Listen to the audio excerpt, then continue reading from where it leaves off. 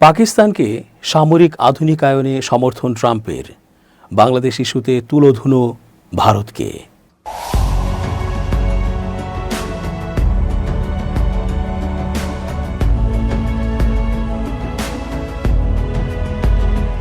আসসালামু আলাইকুম প্রিয় দর্শক, আমন্ত্রণ আজকের আলোচনায়।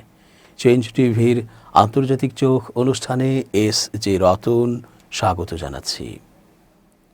পাকিস্তানের সাথে উষ্ণ সম্পর্ক চলছে আমেরিকার। খোদ ট্রাম্প তো পাক সেনা প্রধানের পাগলা ভক্ত, যে কারণেই পাকিস্তানের সামরিক ব্যবস্থাপনা আরও উন্নত করতে আগ্রহ দেখাচ্ছেন ট্রাম্প। পাকিস্তানের সাথে কাঁধে কাঁধ মিলিয়ে মহড়া ও সামরিক বোঝাপড়া শক্ত করতে শুরু করেছে আমেরিকা। এদিকে ভারত তো এসব দেখে খুব ভয়ে আছে। একদিকে বাংলাদেশের সাথে এক কঠিন পরিস্থিতি চলছে, আবার অপরদিকে অন্যান্য পড়শি দেশের সাথেও সম্পর্ক তলানিতে। এমন অবস্থায় পাকিস্তানের সাথে চীন সহ যেভাবে নানা দেশের ফ্রন্ট যুক্ত হচ্ছে, তাতে তো ভারতের অস্তিত্ব নিয়ে প্রশ্ন উঠছে। কিছু একটা শুরু হয়ে গেলে ভারত কুলিয়ে উঠতে পারবে তো? ইতোমধ্যে বাংলাদেশের সাথে যে তিক্ত পরিস্থিতির উদ্ভব হয়েছে, তা আর কোনো বর্ণনায় প্রকাশ করার অবকাশ নেই। এমন অবস্থা যে সেভেন সিস্টার্স সহ ভারতের মাটিতে এখনই হামলে পড়ে বাংলাদেশের বিপ্লবী তরুণরা।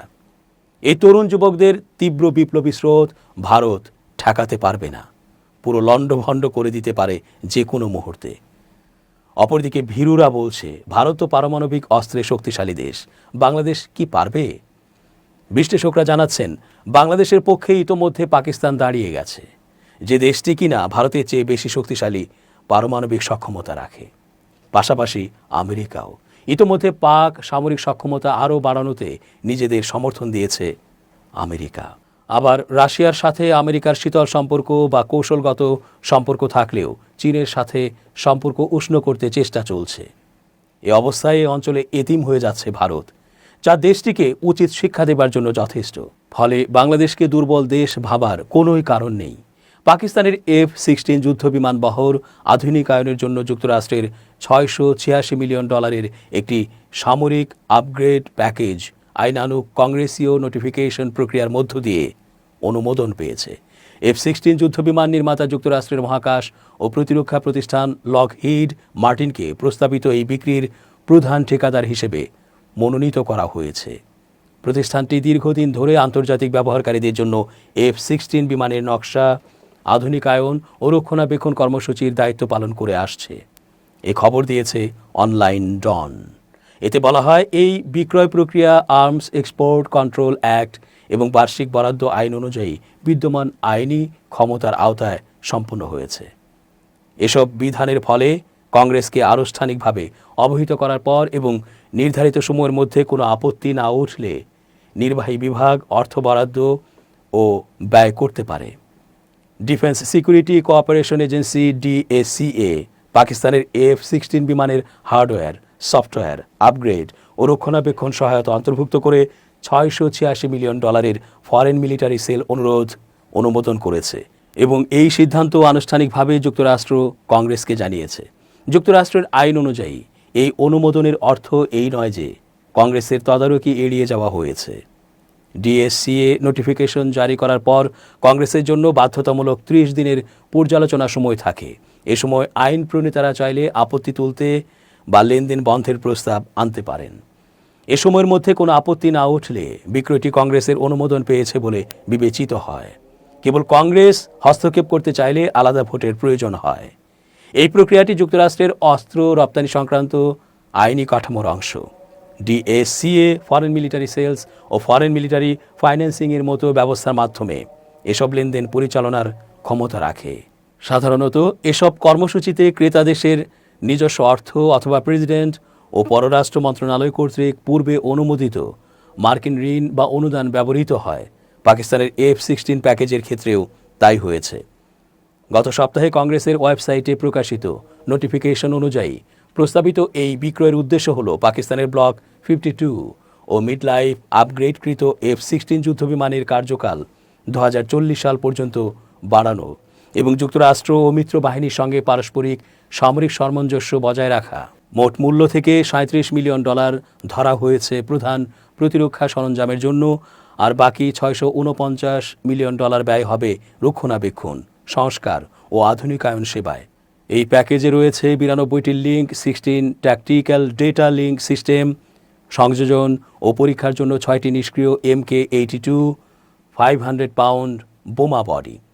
এছাড়াও এতে অন্তর্ভুক্ত রয়েছে অ্যাভিওনিক্স আপগ্রেড, নিরাপদ যোগাযোগ ও নেভিগেশন সরঞ্জাম, ক্রিপ্টোগ্রাফিক ডিভাইস, মিশন পরিকল্পনা সরঞ্জাম এবং বিভিন্ন সফটওয়্যার ও হার্ডওয়্যার সংশোধন, প্রশিক্ষণ ব্যবস্থা, গোলাবারুদ পরীক্ষা ও পুনঃপ্রোগ্রামিং সরঞ্জাম এবং সংশ্লিষ্ট খুচরা যন্ত্রাংশ এই প্যাকেজের অংশ।